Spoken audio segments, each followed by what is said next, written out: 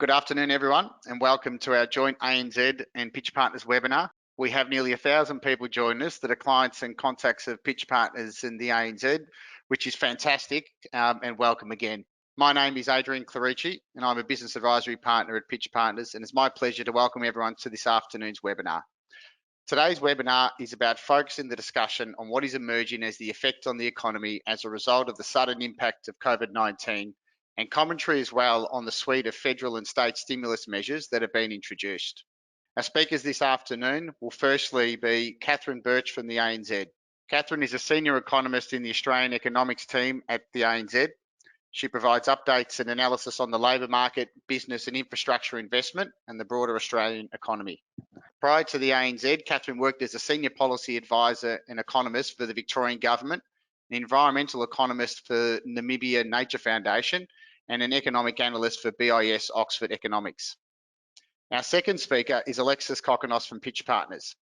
Alexis is a tax consulting partner at Pitcher Partners with over 25 years experience providing taxation advice to corporate and private clients. Alexis has been a member of the Board of Taxation Advisory Panel, as well as the ATO's National Tax Liaison Group, and he's been consulting recently to the ATO and Treasury on the drafting of the stimulus measures that we'll discuss this afternoon. Our third speaker will be Craig Whatman from Pitcher Partners, and Craig is a tax consulting partner at Pitcher Partners in Melbourne with over 30 years experience, specialising in taxation, including GST, stamp duty, land tax, the growth areas infrastructure contribution and fuel tax credits. Craig has also recently been working with key people at the ATO on the GST interpretations included in the JobKeeper provisions and with the Victorian state government on their stimulus packages. Before I welcome Catherine to talk about what the ANZ are observing with the economy, I wanted to take the opportunity to share with you some of the challenges and responses we are seeing from our clients and the opportunities that are emerging. It goes without saying that for the majority of businesses and industries, the impact of COVID-19 and the way we interact and transact with one another has dramatically been upended.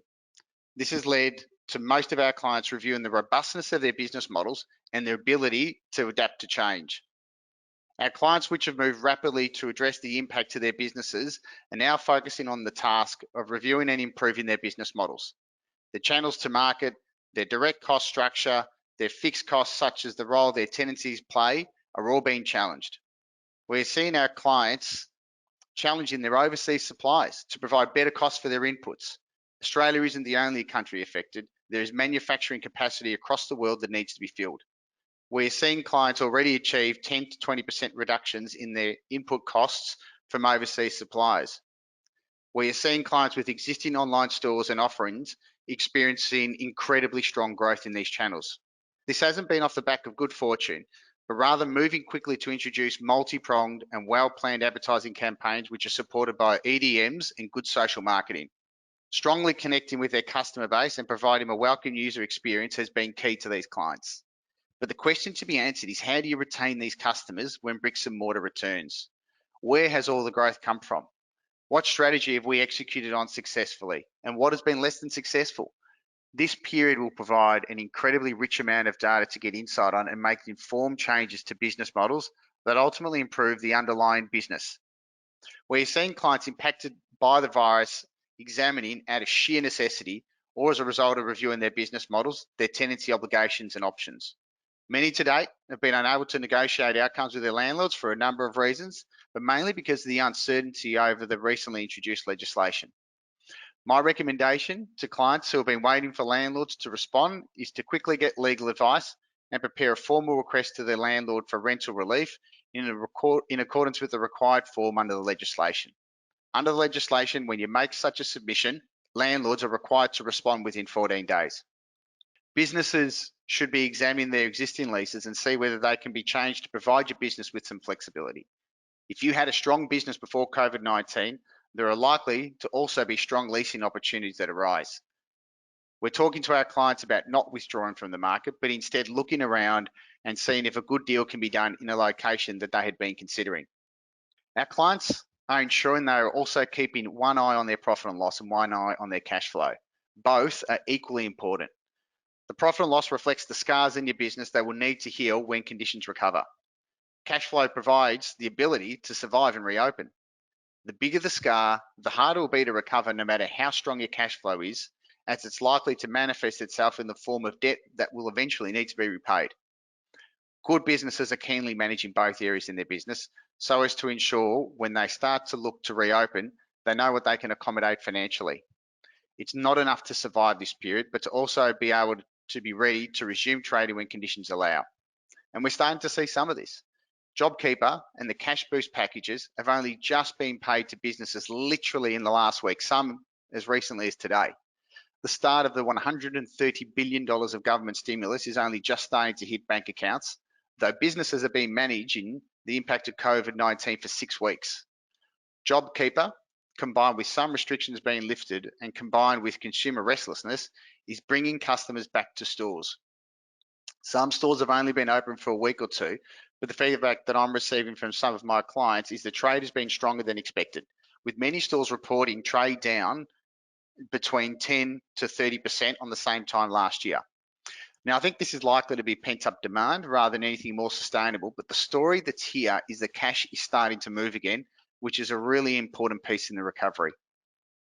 Businesses must use the relief that JobKeeper provides to reduce losses and look to try and trade profitably. They must innovate to continue to generate income if the restrictions limit their business model. Demand is still there, but it needs to be met via other means. However, with JobKeeper, much of the major cost of wages will be subsidised by government. Trade will start and is starting to recover slowly. And with JobKeeper, this should provide the majority of businesses with the opportunity to trade carefully and possibly profitably. So businesses can't waste this opportunity. Businesses should be looking to clear old stock, build online or new channels, be creative and market to what is a captive audience, sitting at home in home offices, listening to terrific webinars like this one.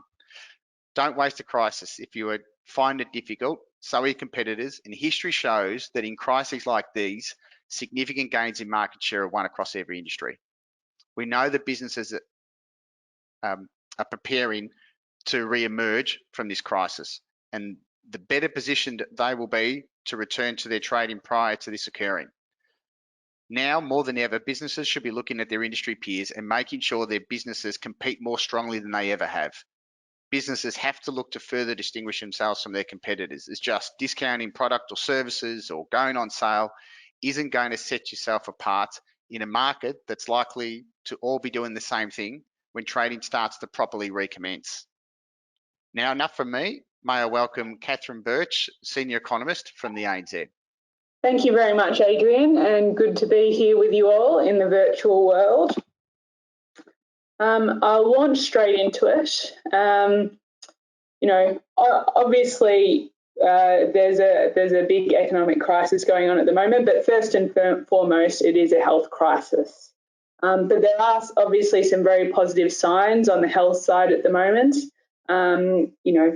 We've kept the number of cases in total to below 7,000 or so.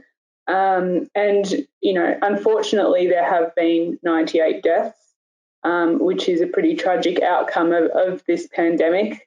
But when we compare what's happening in Australia with a lot of other countries around the world, we're doing pretty well on that side. In several states and territories, there have been multiple days of 0 new cases, which is really positive when we're looking at looking into reopening the economy.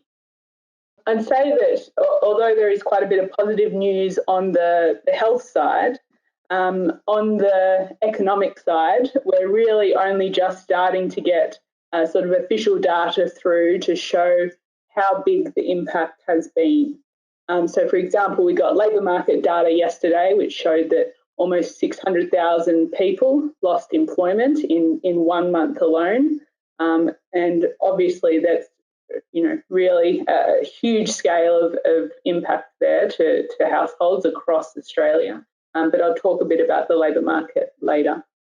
Obviously, with the shutdowns from the 23rd of March, and even before then, we've seen sort of progressive stages of stimulus, both monetary easing and fiscal easing. So from the RBA cut the cash rate to 0.25%. They introduced yield curve control, We've got a term funding facility there, so they've really flooded the markets with liquidity. Looking ahead, we don't expect that the cash rate will be lifted for several years. The RBA have stated that until we're making progress to achieve inflation of between 2 to 3%, and until we're making progress towards full employment, the cash rate will stay where it is. So it will be in place for quite a while, as will the yield curve control. On the fiscal side, we had sort of 3 stages of packages come through. So the first was really sort of trying to still incentivise businesses to invest, but that didn't last too long given the speed that the pandemic was having. So the second package was more looking at a safety net, so increasing welfare. And then obviously the third was the $130 billion JobKeeper package. We are going to be in deficit for quite a while, but it's definitely necessary. I think one of the risks when we're looking ahead, and I think, Adrian, you've sort of mentioned this already, one of the risks is that, we have JobKeeper in place. We also have JobSeeker, which has been doubled with that coronavirus supplement. After that 6-month period, if they're both taken away around the same time, and if the economy hasn't improved as much as we would like, or there's a risk that we then see sort of another wave of a downturn there. So I think that, if the government does try to quickly unwind stimulus, it would be counterproductive, and we have to be really careful that we're doing what we can to make sure that the economy is on a good road to help businesses and households and make sure they're doing okay before we take away that safety net. And there will be a need for additional stimulus. Most of what's in place now is really what I call the survival stage. But when we move to the revival stage, there will need to be additional policies brought in. Even so, there's not a lot there's nothing really you can do to prevent the economic impact that we're now starting to see in the data. So the shutdown in particular, as well as the travel bans and physical distancing measures, has really hit a lot of sectors of the economy very hard. It's been a really short, hard stop. So during this period, even with those support measures, we unfortunately will see businesses permanently close, and we will see some businesses reopen with a reduced capacity or perhaps reduced numbers of locations. In our latest data from NAB, business conditions have fallen to the lowest they've been since the 1990s recession. So it's been a really steep, quick fall. Confidence as well fell quite steeply before that, so hit a low point in March. It did pick up a little bit in April, as you can see, but still very, very weak. And that confidence may have picked up a bit on the announcement of JobKeeper and on the decline in new daily cases, so picking up a little bit earlier than conditions. But again, one of the risks is that some of the industries that we've seen hit hardest by this, so hospitality, arts and recreation, some areas of retail, some of the tourism-related industries as well. Often it's those industries that have the weakest balance sheets, so the lowest liquidity and highest gearing. So you can see that accommodation and arts and recreation on this chart are really in the weakest positions going into it. And for workers in those industries, a lot of people work casually, and a lot of those casuals have been with their current employer for fewer than 12 months, which means that they're ineligible for receiving JobKeeper. So I've talked a little bit about businesses, and I'll talk a little bit about the labour market now. So before I go into the latest data from yesterday, I think this is a really good picture of how quickly things have turned. So this shows the decline in ANZ job ads in previous downturns. So over the 2 months to April this year, ANZ job ads fell by 58%. It didn't, during the GFC, it didn't even fall that far over the whole period. And during the 1990s recession, it took about almost a year and a half to fall to that extent. So it really just illustrates that short, hard stop. Yesterday, as I said, we found that about 600,000 people lost employment during April, so in 1 month. But there wasn't much of an increase. I mean, there was a 1 percentage point increase in the unemployment rate to 6.2%, but it was quite a much smaller increase than we were expecting. And a big reason for that is, of the people who lost employment during the month, only 1/4 became unemployed. 3/4 of them sort of left the labour force, so weren't counted as employed or unemployed. And the ABS has quite a strict definition on being unemployed. You need to have actively looked for work, and you need to be available to start work.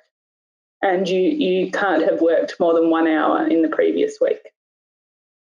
So we think that the reason a lot of people moved into not in the labour force, which meant there was a really significant drop in the participation rate, we think there were 2 key reasons for that. One was that mutual obligations to receive JobSeeker have been temporarily lifted. And those mutual obligations include having to actively look for a job, which is one of the criteria that the ABS apply for whether you're unemployed. So given that's temporarily lifted, that probably meant a lot more people left the labour force rather than becoming unemployed. And then we think a second key reason was, additional caring responsibilities during this period, which has meant that some people are unavailable to work. So one of the things we saw was, when we look at the participation rate, the male participation rate fell by 1.9 percentage points. The female participation rate fell by 2.9 percentage points. So by an additional 50%, essentially. So, and we do know that generally the caring responsibilities are disproportionately taken on by women. So that's one of the factors we see there. So because the unemployment rate wasn't very reflective of what happened during the month, we're looking at some other key indicators. So things like the employment losses and the decline in the employment to population ratio. We're also looking at the decline in monthly hours worked. So that reflects not only the loss of people employed, but it also reflects that a lot of people are now working fewer hours or even no hours at all, and are still counted as employed because they're being paid, for example, through JobKeeper. The ABS has estimated that if everyone who sort of became or left employment, if everyone who sort of left the workforce actually went into unemployment, then we would have seen an unemployment rate of around 9.6% in the month. So almost a doubling within 1 month. But one of the other factors that we have looked at is underemployment. So if you're willing and available to work more hours. That was pretty close to its record high already, but then it increased by more than 50% on that. So underemployment is now around 13.7%, whereas the previous record was 9%. So if you are looking at some of the labour market data that came out yesterday or reports in the media, I would just keep in mind that the unemployment rate hasn't really been a good reflection of the impact so far. There's things like the employment losses and loss of monthly hours are really the key things to look at the moment. We think on our current forecast, we were expecting the unemployment rate to rise to 9.5%. But given the loss of participation, it may be a bit lower than that. But it really, we do think that it still will take quite a long time for the labour market to recover. So although we expect to see a bit of a short, sharp rebound in employment once we start to reopen parts of the economy, we still think by the end of 2021 that the employment level will be below where it was in late 2019 before the impact of the pandemic. And of course, that flows through to households, not only households and their employment, but also household income as well. And, at the current stage, there are quite a few households that are more vulnerable to a sharp loss of income than others. So about a third of households have less than 1 month prepaid on their mortgage. Some of this includes, people on fixed rate loans or negatively geared and that sort of thing. So they're discouraged from making prepayments. But of that sixth, about half of those, of that third, about half of those, so about a sixth of all households with mortgages, are quite vulnerable to a sharp decline in income, which is quite worrying. Households are also more vulnerable if they're renters. So renters tend to have a lower buffer, a lower savings buffer, and renters also tend to be more likely to work in some of the industries that are hit hardest. So in the labour market, although not in the official data yet, we've seen some weekly payroll data from the ABS and the ATO that shows that employment in accommodation and food services, for example, has fallen by more than a third. And arts and recreation has fallen by a significant amount as well. And it's been those two industries that really have been the standouts. And renters, as well as young people, are much more likely to work in those industries and be impacted. So, for example, we also saw in the data yesterday that employment fell by almost 11% for young people, so 15 to 24-year-olds. This decline was more than double that of any other age group. So when we think about how this is all impacting on household income, that then flows into household consumption. So we've actually been using some ANZ internal spending data to track spending. So this is based on people using ANZ cards and ANZ terminals in shops. So it's anonymised, but we're able to break it down into categories to see what's happening. And this is a really great chart, I think, that my colleague has put together. It shows that around mid-March, you can really see that stockpiling trend. So the orange bars are food retail. So that's, the supermarket spending. So it includes, the toilet paper hoarding and people buying rice and flour and eggs and yeast and all these sorts of things. So it's a really good illustration of that. And we also saw quite an increase in household goods. So, for example, people setting up home offices, people sort of buying, gym equipment and things like that to use at home since they can't go to their gym, as well as like DIY products, so garden and products and DIY, things to do when people are sitting at home on their weekends. So that really drove a surge through mid-March, and then we saw spending start to decline again. And that was really driven by dining and takeaway, which is the yellow bars, and fashion, so the sort of sort of darker blue coloured bars. We have seen quite a decline in that, obviously, as shops were closed and people could only get takeaway coffee and not sit down in restaurants, that sort of thing. But we are seeing it start to pick up. So I think the week ending 16th of April, dining and takeaway spending was down about 54%. In the most recent week, it was only down about 30% on the previous year. And that's consistent with some of the high frequency data we're looking at as well. So, for example, some of the footfall data in Melbourne and Sydney CBDs, which has started to pick up, particularly on weekends, as well as some of the mobility data from things like Apple, so sort of public transport, driving and walking. So we are, and I think Adrian mentioned this as well, we are seeing a bit of a pop in spending at the moment as lockdown eases and people there is that pent-up demand, people wanting to go out again, get some stuff that they haven't been able to get for the past 6 weeks or so.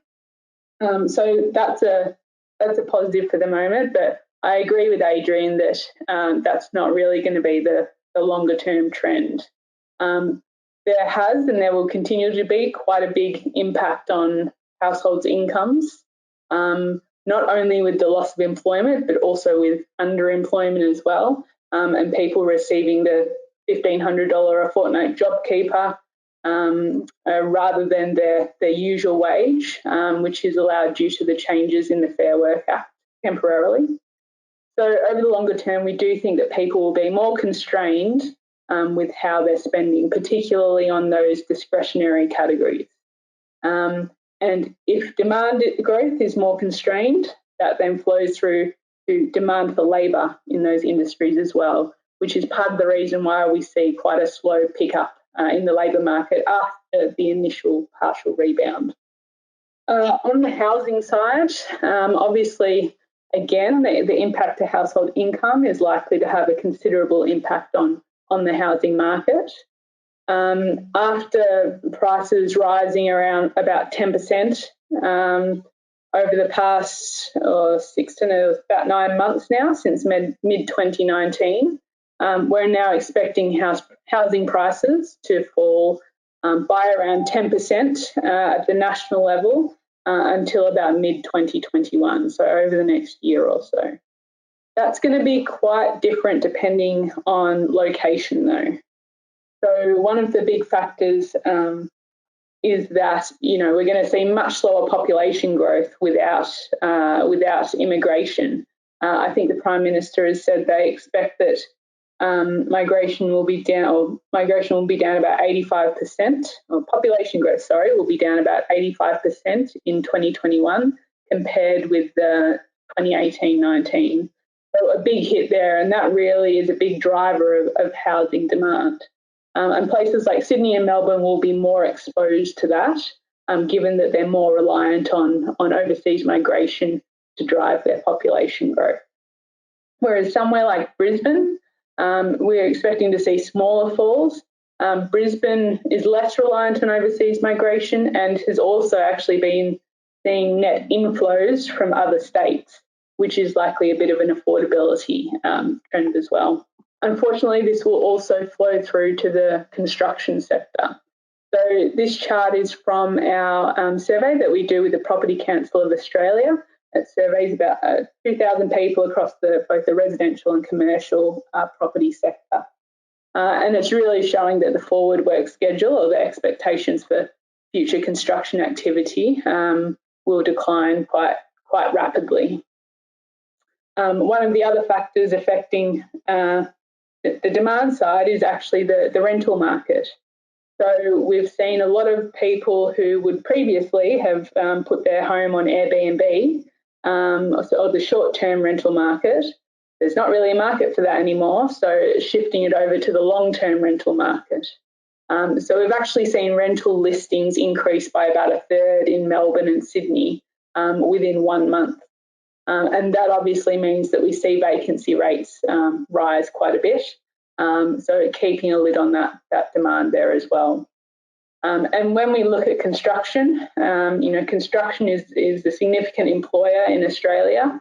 So as we expect construction to fall for longer and deeper than it would have otherwise, that'll flow through to sort of keeping a cap on construction employment as well. So I'm sorry that I've been so negative. It's hard to find some positives at the moment, but I will try. It does look like we're starting to come out of this, and it does look like we're starting to come out of this earlier than a lot of other countries, and with less impact than a lot of other countries. And I think now is really the time to think about what policies we need to put in place to help us to recover, and what can we put in place that will make us more resilient and have a better economy in the future. So things like there's been quite a lot of focus on obviously healthcare. Skills and training will be a big thing, particularly for helping students and trainees get the right skills and experience they need to meet the needs of industry and of businesses in Australia. And there are also some potential positives. There has been a bit of a reconsideration of some supply chains, reconsideration of how reliant we are on, for example, China and some other regions of the world. So we could potentially see, and there has been some signalling of a bit more of a focus on really developing some of those, for example, niche manufacturing sectors that we could develop a comparative advantage in, because that really is aligned with some highly skilled employment opportunities, and that will help to drive skilled employment growth as well. I will leave it there and pass on to Alexis. Thank you very much. Thanks very much, Catherine, for those fantastic insights into what's happening in the economy at the moment and what's projected to happen. I'm Alexis Kokkinos. I'm a tax partner in the tax consulting division, and I'm going to be talking mainly around JobKeeper and the stimulus package around JobKeeper. Craig Whatman, who will follow me, will talk about a number of other measures around state taxes as well. So the main focus around stimulus package has been the JobKeeper regime that is predicted to provide $130 billion of stimulus payments into effectively those affected businesses that are continuing to keep people employed. I'm just going to cover on 6 main observations as we're into the JobKeeper regime. We're now into the 6th week of the JobKeeper regime. So I'm going to just highlight six key things around JobKeeper that are currently happening and what we're predicting to happen. As Adrian mentioned, I sit on the NTLG. I've been intrinsically involved through ATO and Treasury consultation throughout the development of the measures. So we've been in close contact with ATO right through this and with Treasury. And we've probably got a number of key critical issues that have developed over this time that I'd like to touch on. The first thing that most are probably aware of is there's a current Senate inquiry into the COVID measures. And the Senate is due to report back by the 30th of June 2020. And they're looking at all aspects of the government's reaction to COVID. On the 7th of May, there was a Senate interview of ATO and Treasury people in respect of stimulus packages, but mainly the JobKeeper regime. And if anyone downloads that transcript, that raise a number of very interesting items in there. Some of the key things that I'll just note is that the ATO did detail some of its current activity that they're doing with the Australian Federal Police around combating fraudulent claims. So they have detailed how they're looking at claims and how they're combating fraudulent claims around the stimulus packages. So there's quite a bit around that to look at. They did mention also at the time of the review there was 768,000 enrolments into JobKeeper, and around 5 million employees were registered as of that date. In the press today, it was around 6 million. Over 6 million have registered, and the budget was only 6 million. So I think they've surpassed the budget in terms of how many employees are now eligible under the regime. So there may be a case where this is going to exceed the $130 billion limit in the budget. The ATO made very specific comments that they are going to apply these rules in a reasonable manner, and they're going to be more lenient on those taxpayers, those entities that have acted in good faith, and where they've passed on the benefit to their employees. They made very specific comments on that. So it does raise risk issues for those employers that have claimed access to JobKeeper and are profiting from JobKeeper, where in effect they are not really impacted by COVID, or not to an excessive extent. This is very consistent with what we're telling our clients. So if you are acting reasonably, taking reasonable efforts to try and comply and do your assessments, the ATO have stated very specifically that they'll be more lenient on those types of taxpayers. Now, what does that all mean around JobKeeper? I'm going to touch on that right at the very end of this summary. So I'll come back to what that Senate inquiry may mean. The second item, I just want to really touch quickly on payroll payments and cycles. The scheme's got 13 payment cycles starting at the first week fortnight finishes on the 12th of April. The last one will finish on the 27th of September. And you've got to pay $1,500 per fortnight per employee as a minimum. For the first 2 fortnights, there was an extension to 8th of May, and there was no further extension subsequent to that. And the HR are taking quite a hard line with respect to payment extensions. And the 3rd fortnight just finished on Sunday, and they are not providing extensions for that payment period. So just be mindful that that if you haven't made those payments and you're in JobKeeper, there are risks of breaching the condition, risks of not getting the JobKeeper payment, and also breaching the Fair Work Act, where there's a number of significant civil penalties for that. So that is causing a number of businesses quite a bit of concern. It's just interesting that that rule doesn't exactly apply for monthly payers. They have a separate rule where they can allocate their monthly payment reasonably over the month. So we see a lot of people are applying these rules in error, and they're not actually applying the payment rules properly. The fortnight payment rule also only requires a payment in a fortnight, not a matching of the payment to the relevant fortnights. So again, we're seeing people are doing top-up payments incorrectly there too. So we see a lot of potential non-compliance around the payment issue and still causing a lot of employers grief. So if you are struggling around that, more than happy to talk to you and assist you on that if you need any help. The third item there is around timing issues for enrolment.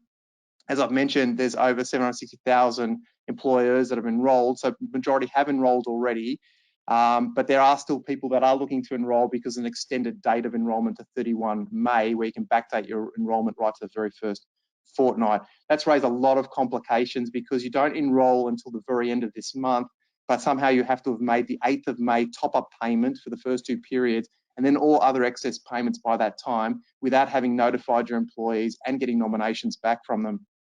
So the rules currently aren't very consistent when you are looking to do a late nomination. It also raises concerns about, are you supposed to use your projected figures that you had in April or your real figures that you know now that were for April when determining a decline in turnover? So there's no clarity around that too. And some people have done projections in April that they were 32, 33% down. Now they're looking at the real figures and they're only about 24% down, and they're concerned about having delayed their enrolment, that they are no longer eligible. Again, there's very little HO guidance as to which you should be using and whether you qualify for JobKeeper if you've delayed your enrolment to May. So just be mindful of that. The fourth item that is coming up is the one-in-all-in issue. From day one, it was supposed to be a one-in-all-in regime, which meant that you had to provide this regime to all of your employees. You couldn't just select them. We've consistently said that to our clients, but it was unclear, so they introduced an amendment, Section 10A, only 2 Saturdays ago. And essentially what that does require you to do is to notify all your employees that you've enrolled in the regime. If you enrolled pre-1 May, you had to do it within 7 days. So you had to do it by the 8th of May. If you're enrolling now, you've got 7 days to do it from now. It's an interesting provision. It doesn't mean that you don't qualify if you don't do that. It doesn't mean that you don't get your payments if you don't do that. There's just administrative penalties for not completing that. And if you get late nominations, having then notified your employees, it's unclear as to whether you have to back pay those or not, or whether you just have Fair Work Act penalties as well. Our view at the moment seems to suggest that you don't have an obligation to pay if you didn't receive nominations in a time period, but you may have significant other penalties, administrative penalties, if you don't comply with those requirements. So again, if you are late registering, it is something to definitely keep in mind. The fifth item there is employment entities. This is a very common structure that we see where all the employees sit in an entity and all the businesses are run out of separate entities. And they, as you know, JobKeeper works on an entity by entity basis. And they only brought in special rules 2 Saturdays ago again that apply retrospectively all the way back to the start of the JobKeeper regime. So in these cases, we have gone to the ATO and sought some extensions of time and have been successful around that in terms of payments and other things, but they haven't given very significant extensions for those items. They are very complicated provisions, and we would probably expect most people will be settling their positions around employment entities either this week or the next few weeks. So as they are difficult, again, just please be mindful that that if you need, again, advice, or if you are having trouble with those, you should be seeking some help to ensure you're complying with provisions if you have a separate employment entity. Now, finally, just the last part, I just want to talk about the potential wind back of the scheme. So as I mentioned, I think they've already surpassed the number of registrations and employees that they had budgeted for. And if you are reading the press on a daily basis, you will see that there's a lot of talk about wind back. Now, the government has come out and in the AFR today, they are quoted as saying that they're insisting that the regime will continue until the end of September. So they are insisting that there will be a JobKeeper regime all the way to the end. However, once the Senate completes its review, we are expecting there will be some things that come out of that review that will wind it back. The first thing that we are most likely predicting is that there'll be a further testing. So there was an initial decline in turnover test. We expect them to do a subsequent decline in turnover test to ensure that businesses are still being impacted by COVID-19. So we think that's most likely something that will come out. There's some talk about how you deal with casuals.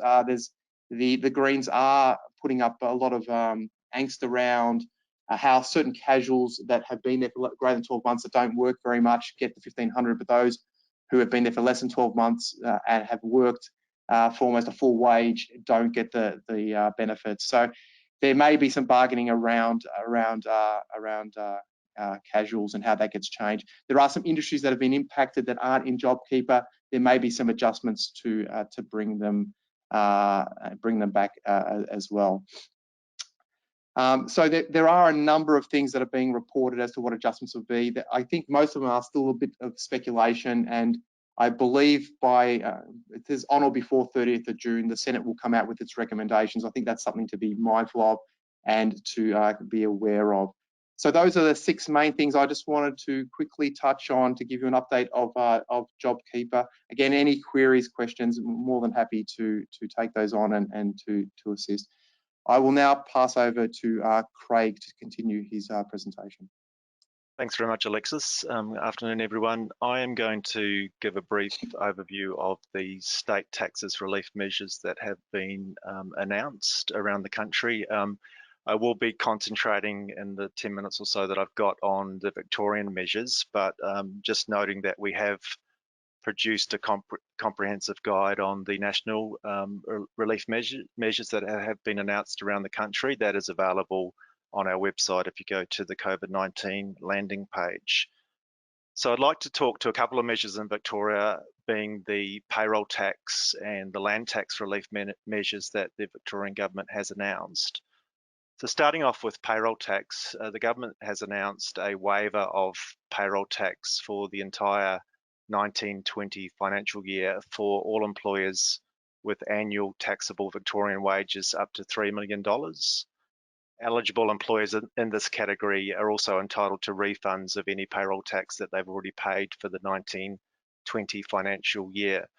So a couple of notes on this measure. The first is it is assessed on a per employer basis. So the $3 million threshold is on a per employer basis and not on a group basis, unlike other states and territories whose thresholds are assessed on the basis of grouped Australian taxable wages. So the Victorian measure is perhaps more generous in that respect.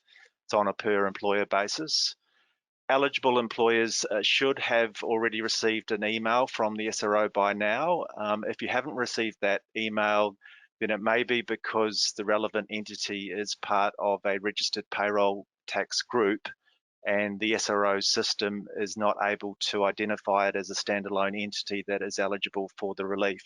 So if you do believe that your relevant employer entity is entitled to this relief, I would encourage you to get in contact with the SRO and we can certainly assist in that regard if you need assistance.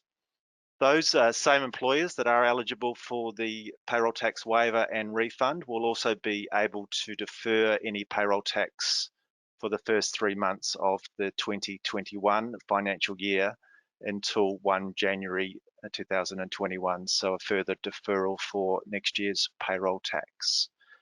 As I said, if you believe that you're eligible for that, please encourage you to get in contact with the SRO and please contact us if you need assistance in that regard. Moving on then to the land tax measures, there are a couple of measures to talk about. One, and probably the most significant, is the 25% discount of 2020 land tax on a property. and deferral of the balance of the 2020 land tax assessment until March 2021 for eligible landlords who provide rent relief to tenants that are impacted by COVID-19. Now, in respect of commercial properties, the requirements are that the property must be rented to a tenant with an annual turnover not exceeding $50 million, and the tenant must be eligible for the JobKeeper payment, and the rent relief provided must at least equal the 25% proportional land tax discount that would be provided. In respect of residential properties, the rent relief provided must be at least equal to the 25% proportional land tax payable on the property. So at the moment, there are a number of unanswered questions in respect of this measure, but I will just discuss a few of the issues that you need to be aware of. The first is that the application process for this 25% land tax discount measure is via the SRO's My Land Tax portal, which requires an online registration. Pitcher Partners can register landowners and make applications for relief on their behalf, so please do get in contact if you would like our assistance in that regard. The 25% discount is tied in with the Victorian rent relief regulations that were recently issued by the government, and which landlords must abide by when negotiating the terms of rent relief to be provided to their tenants. Some of the issues that we're currently working on with the SRO, and the SRO is currently seeking further guidance on from the Treasury, are as follows. The first one, and perhaps quite importantly, is whether the 25% discount needs to be apportioned according to the number of tenants of a property where that property has multiple tenants. It's currently unclear whether all tenants must satisfy the relevant criteria in terms of the turnover limit and eligibility for JobKeeper in order for the landlord to get access to the full 25% discount of its land tax, or whether the discount can be obtained where only some of the tenants meet the relevant criteria. It's also currently unclear how the relief will apply in circumstances where the landowner is leasing the relevant property to a related party, which carries on the operating business. So we are trying to find out whether the SRO will require landowners in those circumstances to provide rent relief to their associates, despite them being part of the same economic group. There may be particular rules that apply to ground lease arrangements where the landowner leases the land to a related party, and that related party has then constructed improvements on the land, such as shops, which are then leased to tenants. So it's currently unclear whether the landowner, again, will need to provide rent relief to its related party, who in turn then provides rent relief to the actual tenants in order to access the 25% discount measure. We're seeking guidance on whether there will be any relief available for properties under construction or even vacant land where the landowner has been impacted by COVID-19.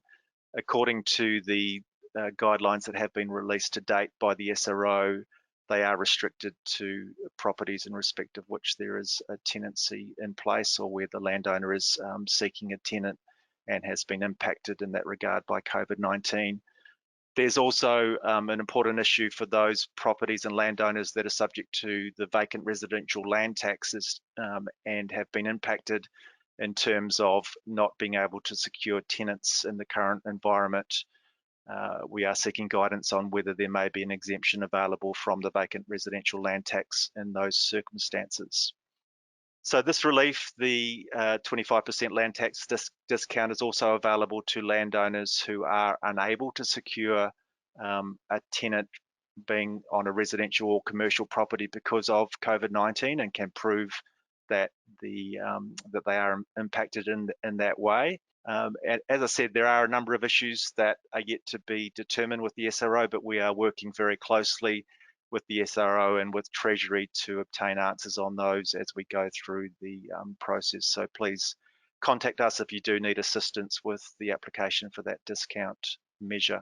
The second relief item is a deferral that's available on the 2020 land tax instalments until 1 January 2021 for landowners that have at least one non-residential property and also have total taxable Victorian land holdings below the $1 million threshold. So that's quite a targeted measure to those landowners with land holdings below the $1 million threshold. But if you do fit within that category, then you are entitled to a deferral until the 1st of January 2021.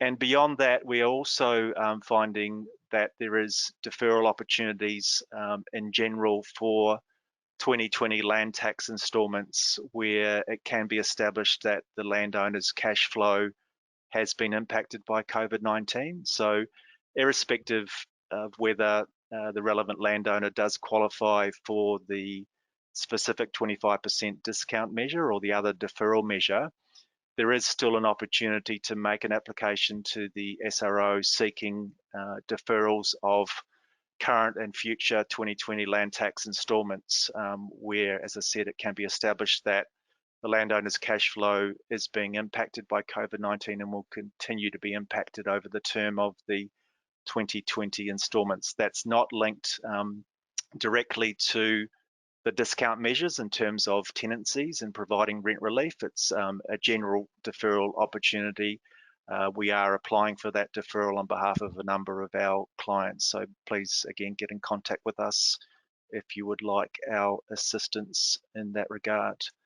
So that's just a brief overview. As I said, there's a more comprehensive national summary of the relief measures on our website on the COVID-19 landing page. So please have a look at that if you have any entities that may be eligible for relief either in Victoria or in other states and territories, and please get in contact if you would like any assistance. Thank you, and I will hand you back to Adrian for a wrap up. Thanks very much, Craig, and thanks to everyone for presenting this afternoon. I'm sure that we all found it very informative, and I've just provided everyone's contact details there if you'd like to get in contact with either one of us with respect to any queries or questions on some of the content that we've provided. Thank you again to Catherine for providing a detailed insight into the economy. Like I think we all expected, the news wasn't going to be particularly great, but at least it provides us an understanding as to where in our economy we're starting to see some signs of deterioration and where we're starting to see some early signs of rebound, or whether that be temporary or somewhat sustained. We hope you enjoyed the webinar, and good afternoon to everyone, and thank you.